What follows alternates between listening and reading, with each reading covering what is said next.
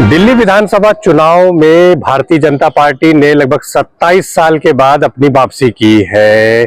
जो परिणाम आए हैं उसके अनुसार बीजेपी ने प्रचंड जीत हासिल की है। आपको बता दें कि जो दिल्ली की सत्ता में काबिज थी आम आदमी पार्टी में हार का जो इसमें स्वाद चखा है, वहीं कांग्रेस जो लगातार दिल्ली में 15 वर्षों तक सत्ता में रही है उसका तीसरी बार खाता नहीं खुला है। आपको बता दें कि कांग्रेस इस बार भी शून्य पे रही है।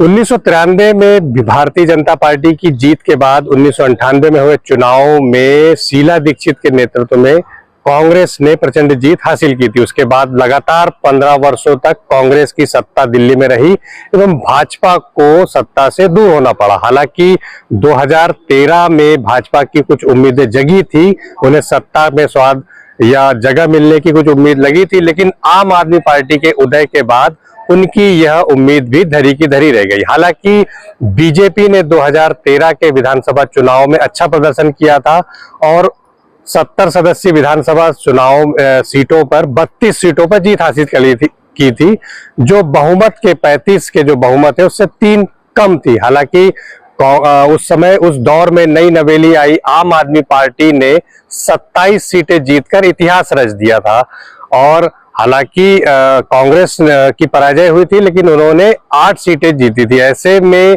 भाजपा को अलग करके आम आदमी पार्टी ने कांग्रेस के साथ मिलकर सरकार बना ली थी। हालांकि यह सरकार तमाम उठापटक और विवादों से घिरी रही और केजरीवाल ने आखिरकार 6 महीने के बाद इससे इस्तीफा दे दिया और चुनाव की घोषणा कर दी। 2015 में हुए चुनाव में आम आदमी पार्टी ने ऐतिहासिक जीत दर्ज की। 70 सदस्यीय विधानसभा में लगभग 67 सीटें जीती और बीजेपी को 3 सीटों से संतुष्ट होना पड़ा था। वहीं कांग्रेस शून्य पर आ गई थी। केजरीवाल ने इस दौरान शिक्षा और स्वास्थ्य में कई सारी फ्री की योजना देकर के जनता को अपनी ओर आकर्षित किया था। 2020 के चुनाव में भी उन्होंने अपना इतिहास दोहराया और लगभग 62 सीटें जीती और बीजेपी को 8 सीटें मिली थी। लेकिन इस बीच जो 2020 के बाद केजरीवाल का जो ग्राफ गिरने लगा और बीजेपी को लगा कि वे अब सत्ता में वापसी कर सकते हैं। इसके पीछे कई सारे कारण बताए गए थे। 2025 के विधानसभा चुनाव में बीजेपी ने अपनी पूरी ताकत से ये चुनाव लड़ा और हालांकि आम आदमी पार्टी भी ये मान के चल रही थी कि वो तीसरी बार सत्ता में काबिज हो जाएगी, लेकिन ऐसा हो नहीं सका।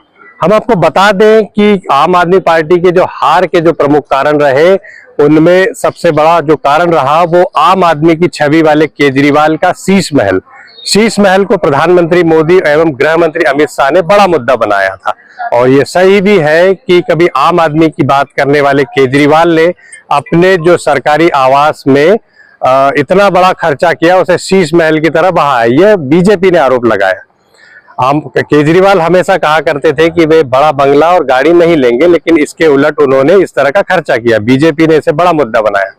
दूसरी बड़ी बात, यमुना की सफाई न होना। केजरीवाल ने 2020 की जीत के बाद कहा था कि हम यमुना को अगर साफ नहीं करेंगे तो आप मुझे वोट नहीं देना। शायद जनता ने उनके इस वादे को झूठा वादा बताया, माना और उन्हें वोट नहीं दिया।